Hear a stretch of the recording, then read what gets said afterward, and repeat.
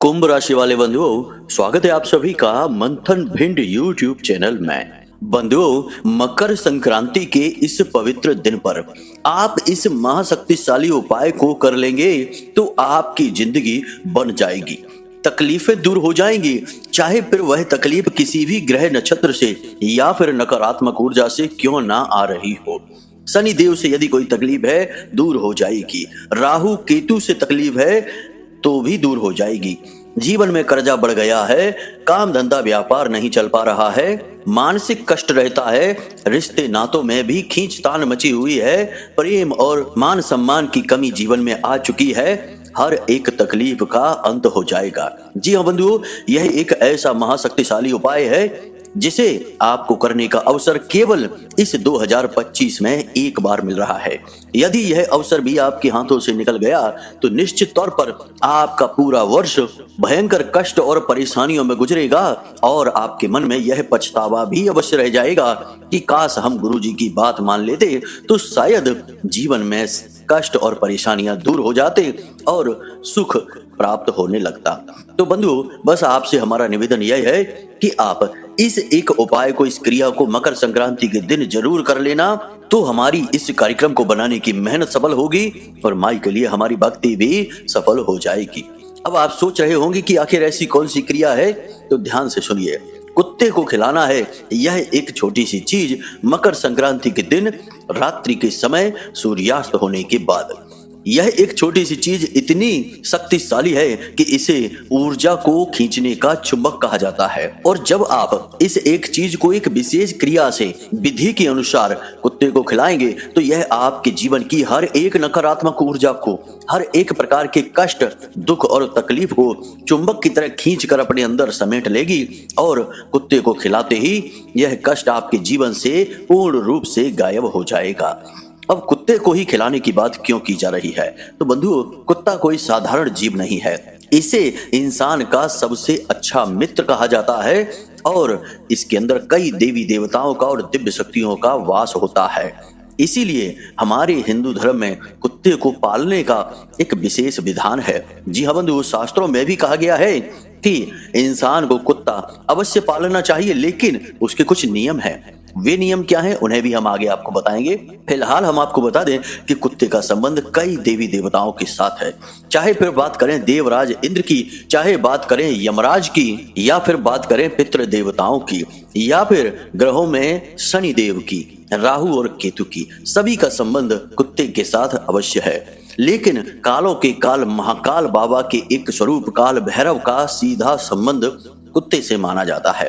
तो आप समझ सकते हैं कि कुत्ता कोई साधारण जीव नहीं है। इसीलिए कुत्ते को पालने का, इसे भोजन कराने का हमारे हिंदू धर्म सनातनी परंपरा में एक विशेष विधान है। आपने अक्सर लोगों को देखा होगा कि लोग कुत्तों को कुछ न कुछ खिलाते रहते हैं। इस तरह वे अपने दोषों को मिटा रहे होते हैं। अब आपकी बारी है। आपको हम इस एक चीज के विषय में बताएंगे। इसे आपको पूरे धैर्य के साथ ठंडे दिमाग से सुनना है और उसके बाद इस चीज का चुपचाप प्रयोग करना है। किसी से इस विषय में चर्चा नहीं करनी है, यहाँ तक कि अपने घर परिवार में भी किसी को इसके विषय में नहीं बताना है। यदि आप विवाहित हैं तो अपने जीवन साथी को बता सकती हैं, इसके अलावा किसी और को नहीं। याद रखें कि जीवन साथी का संबंध आपके जीवन से ही नहीं, आपके हर एक प्रकार के सत्कर्म, पूजा पाठ और धार्मिक क्रिया से है। इसलिए आप उसे अपनी इस क्रिया में शामिल कर सकते हैं, बाकी किसी को भी नहीं। अब एक बात और हम आपको बता दें बंधुओं कि इस क्रिया को करने का केवल एक अवसर आपको प्राप्त होगा। यदि आप उस अवसर को भी अपने हाथ से गवा देंगे या फिर ठीक तरह से नहीं करेंगे, कुछ न कुछ गलतियां करते रहेंगे, तो शायद इस अवसर का आपको पूरा लाभ ही प्राप्त ना हो। और एक बार यह अवसर आपके हाथ से निकल गया तो यह पूरा वर्ष फिर आपको इस अवसर को करने का, इस क्रिया को करने का दोबारा मौका नहीं मिलेगा। इसलिए पूरी गंभीरता के साथ आगे जो अब हम आपको बताने जा रहे हैं उसे समझें, बारीकी के साथ हर एक क्रिया को समझते चलें और फिर जिस प्रकार हमने बताया बिल्कुल उसी विधि विधान के साथ इस क्रिया को कर डालें। अगले ही दिन से आपको इसके परिणाम दिखाई देने शुरू हो जाएंगे। कुछ जातकों के जीवन में तो अचानक से ही परिवर्तन आएंगे, क्योंकि उनके जीवन में सत्कर्म और पुण्य का खाता बहुत अधिक भरा हुआ है। बस नकारात्मकता होने की वजह से उसका लाभ उन्हें नहीं मिल पा रहा है। लेकिन कुछ लोगों के जीवन में परिणाम दिखेंगे, लेकिन धीमे धीमे दिखाई देंगे, लेकिन परिणाम दिखेंगे अवश्य ही। इसी के साथ साथ बंधु हम आपको बता दें कि इस मकर संक्रांति के बाद आपके जीवन में दो बहुत ही विचित्र और बहुत ही अद्भुत घटनाएं घटने वाली हैं। इन घटनाओं को आपको जानना बेहद आवश्यक है, क्योंकि इन घटनाओं में संकेत हैं आपके सुंदर भविष्य के, आपके जीवन में खुशियों के आने के। यदि आप इन दो घटनाओं को पहले से जान जाते हैं और उन घटनाओं के अनुसार अपने जीवन में कुछ जरूरी बदलाव करते हैं, कुछ विशेष कार्य करना शुरू कर देते हैं जो हम आगे आपको बताएंगे, तो आपका जीवन निश्चित तौर पर जीते जी स्वर्ग के समान हो जाएगा। बस इसी के लिए तो आपने जीवन भर प्रयास किया है, कठिन परिश्रम किया है और हर एक कष्ट को सहा है कि जीवन में आगे सुख निश्चित प्राप्त होगा। तो अब वह समय आ रहा है, बस आपको सतर्क रहकर उस समय के संकेतों को तो पहचानना ही होगा। अगर नहीं पहचानोगे तो कब अच्छा समय आएगा और चला जाएगा आपको पता तक नहीं चलेगा।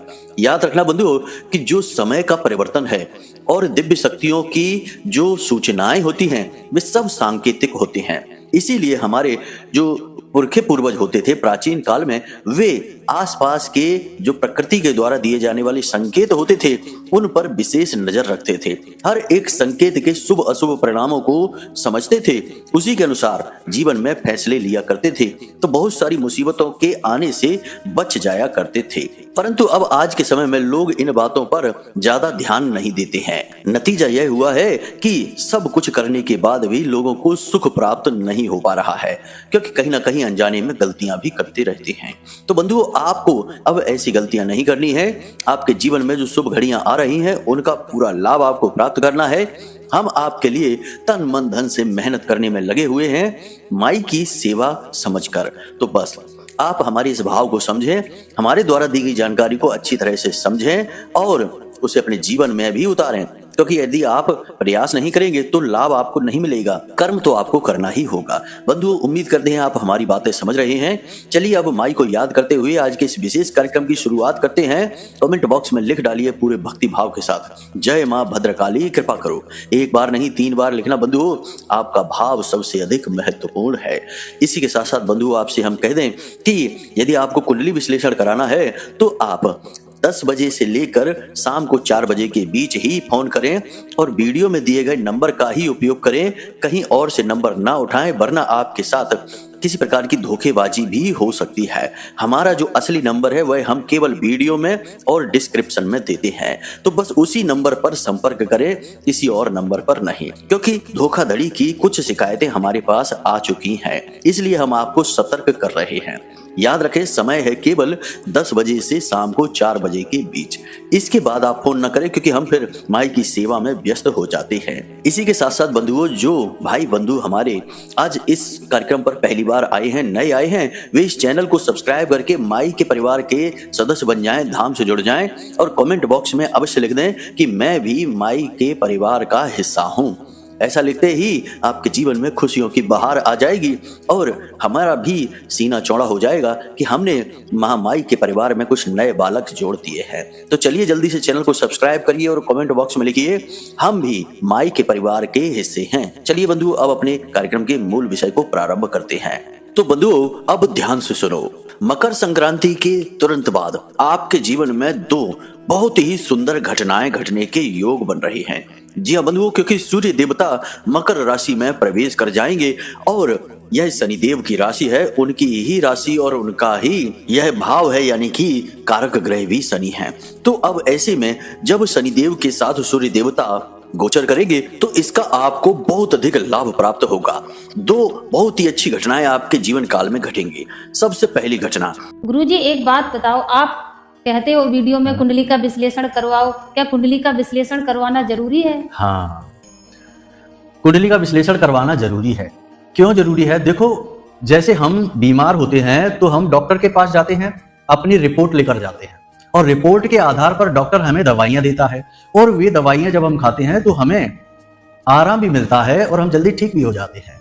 बजाय इसके कि हम ऐसे ही अंदाजे से दवाइयां लेते रहें, खाते रहें, कभी ठीक होंगे, कभी नहीं होंगे, कभी रिएक्शन भी हो सकता है। आपकी कुंडली जो है वह आपकी रिपोर्ट है, आपका एक्सरे है कि आपके जीवन में कहां कष्ट है, कौन सी ग्रहों की दशाएं हैं जो आपको रोक रही हैं, परेशानी आपके जीवन में पैदा कर रही हैं। कोई दोष तो नहीं है, जैसे पितृ दोष होता है, ग्रहों से, अलग अलग ग्रहों से जनित होता है। कोई अनिष्ट ग्रह योग तो नहीं है, कोई बाधा तो नहीं है। तो ये आपकी रिपोर्ट है।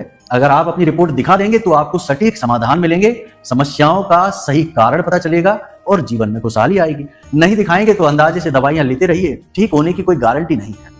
कि आपका धन, आपका पैसा, रुपया जहां पर भी अटका हुआ है, आपने किसी को उधार दे रखा है, या आपकी नौकरी का पैसा, या आपने काम धंधे व्यापार में जो पैसा लगाया था वह पैसा यदि कहीं अटका हुआ है तो वह पैसा आपको अब मिल जाएगा। जी हाँ बंधुओं, मकर संक्रांति के 5 से 7 दिनों के अंदर वह पैसा आपको प्राप्त होगा। कारण इसका यह है कि जब भी इंसान का धन, उसका पैसा, रुपया कहीं अटकता है तो उसमें मूल रूप से कारण शनिदेव ही होते हैं, क्योंकि पैसा अटकना यानी कि उसकी चाल धीमी हो जाना, और शनिदेव खुद धीमी चाल के ग्रह हैं, इसीलिए उन्हें शनैचर भी कहा जाता है। अब आप यहीं से अंदाजा लगा सकते हैं कि जहां चंद्रमा जो सबसे तेज गति से चलते हैं 2.25 से 2.5 दिन में ही एक राशि को पार कर जाते हैं, अगली राशि में प्रवेश कर जाते हैं, वहीं शनि देव को एक राशि से दूसरी राशि में जाने में पूरे 2.5 वर्ष लगते हैं। तो सोचिए कि शनिदेव की चाल कितनी धीमी है। तो यदि आपके ऊपर शनिदेव का प्रभाव है, जो कि रहता ही है, तो आपका पैसा अटकता है। इसमें भी यदि किसी ऐसे समय या काल में आपने पैसे को कहीं लगाया है या किसी को दिया है जो कि शनिदेव का काल होता है, तो आपका पैसा निश्चित तौर पर रुक ही जाएगा। आपके दिन के समय में एक निश्चित समय शनिदेव का होता है और एक राहु का होता है। ये 2 समय ऐसे होते हैं जब आपको अपना धन, रुपया, पैसा या फिर कोई भी महत्वपूर्ण कार्य शुरू नहीं करना चाहिए, पैसा किसी को देना नहीं चाहिए। खैर, यह ज्योतिषीय आकलन और गहरे गणित की बातें हैं। इनके विषय में हम आपको फिर कभी किसी कार्यक्रम में बताएंगे कि वह समय कौन सा होता है। फिलहाल आप यह जानिए कि आने वाले 5 से 7 दिनों में आपका रुका हुआ, अटका हुआ धन आपके पास वापस आ जाएगा। लेकिन अब इसके लिए यदि आपके आसपास नकारात्मकता है, आप किसी प्रकार की नकारात्मक ऊर्जा के प्रभाव में हैं, तो हो सकता है कि यह लाभ आपको प्राप्त ना हो पाए।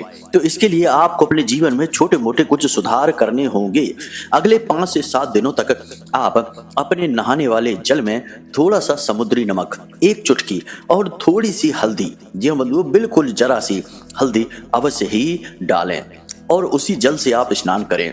इससे धन लक्ष्मी आपकी ओर आकर्षित होगी और नकारात्मकता दूर होगी। इसी के साथ साथ बंधुओं आप एक छोटा सा कार्य और करें कि एक पीले रंग का धागा, जी हाँ बंधुओं, एक पीले रंग का धागा रेशम का ले आएं और उसे अपने गले में धारण कर लें। आपका जो गला है वह बुध है और पीले रंग का धागा बृहस्पति है।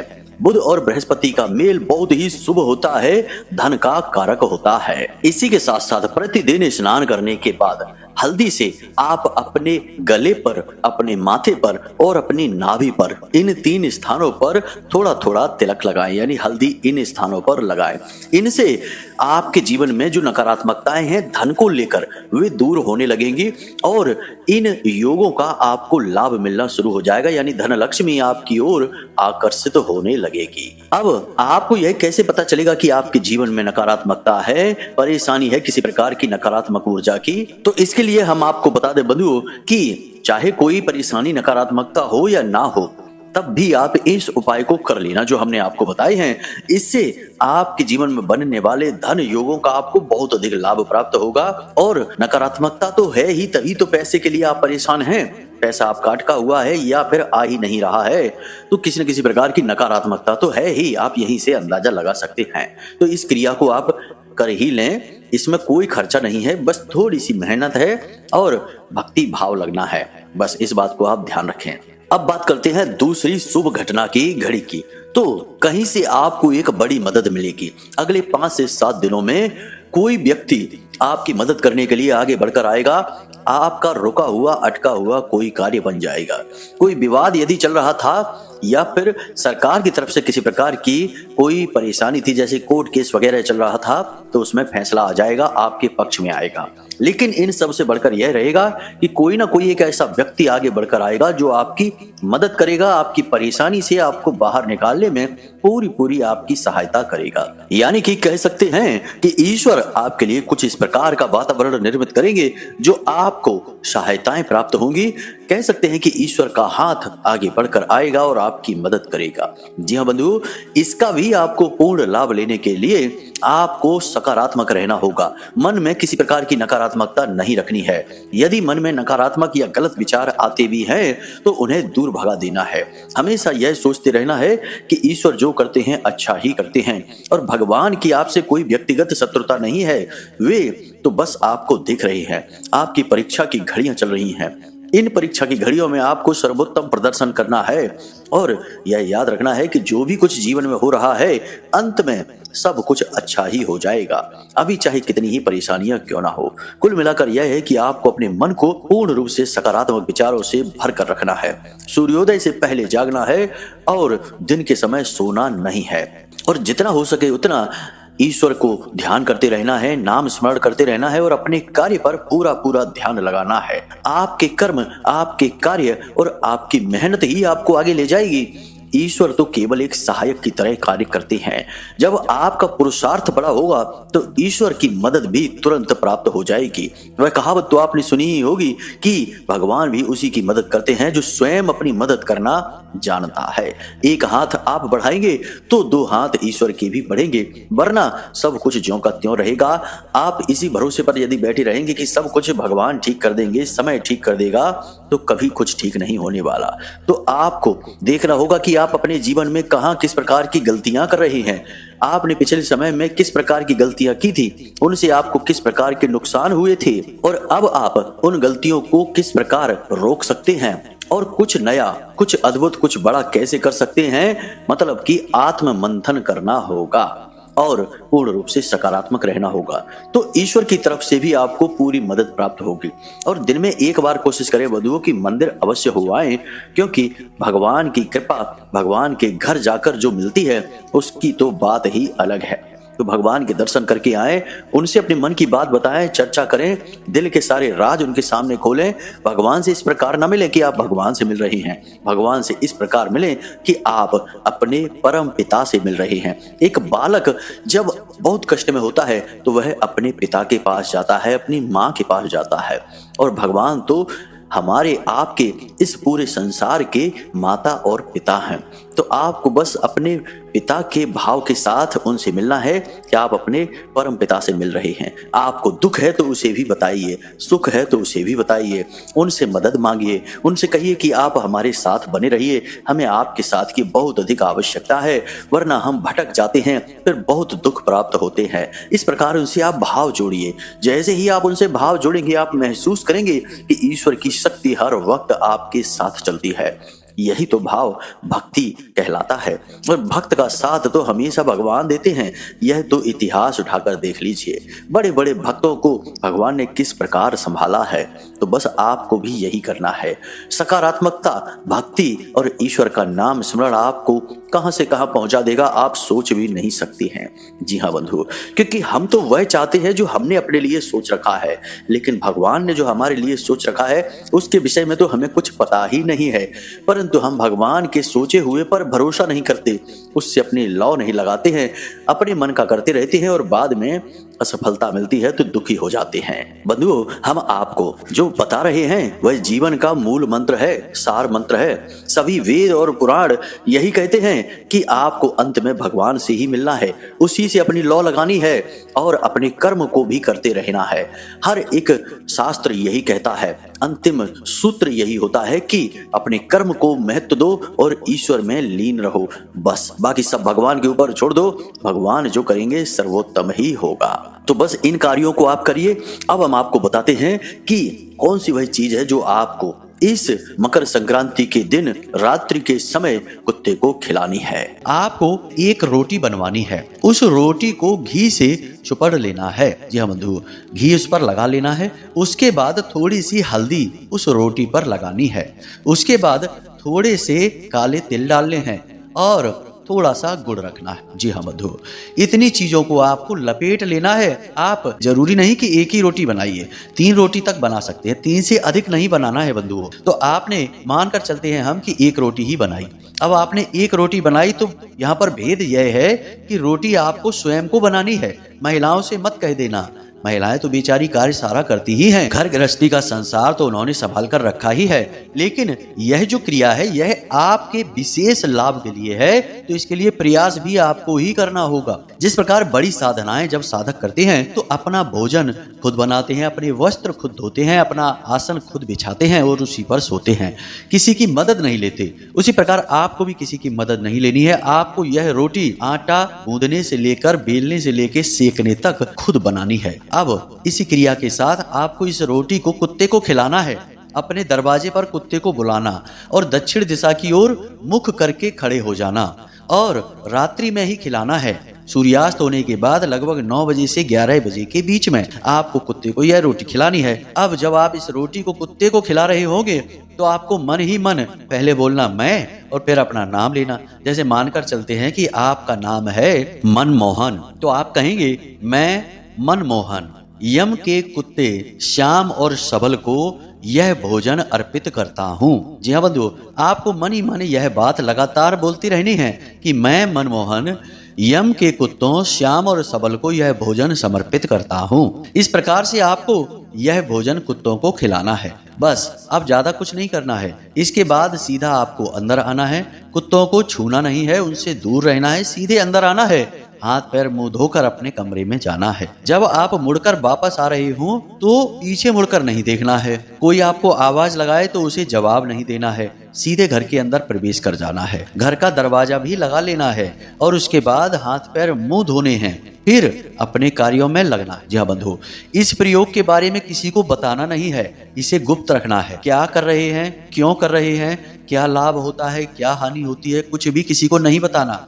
कोशिश करें कि आप रात्रि में यह कार्य करें, कोई आपको देख ही ना पाए, और यदि कोई देख भी लेता है तो आप उसे कोई बहाना बना दें कि हमने तो ऐसे ही खिला दिया, ऐसे ही घर में पड़ी थी रोटियां तो हमने सोचा कि चलो खिला देते हैं। इस प्रकार से बहाना बना देना है, असली उद्देश्य नहीं बताना है, क्योंकि जैसे ही आपने असली उद्देश्य को खोल दिया इसका प्रभाव कम होने लगेगा, समाप्त होने लगेगा।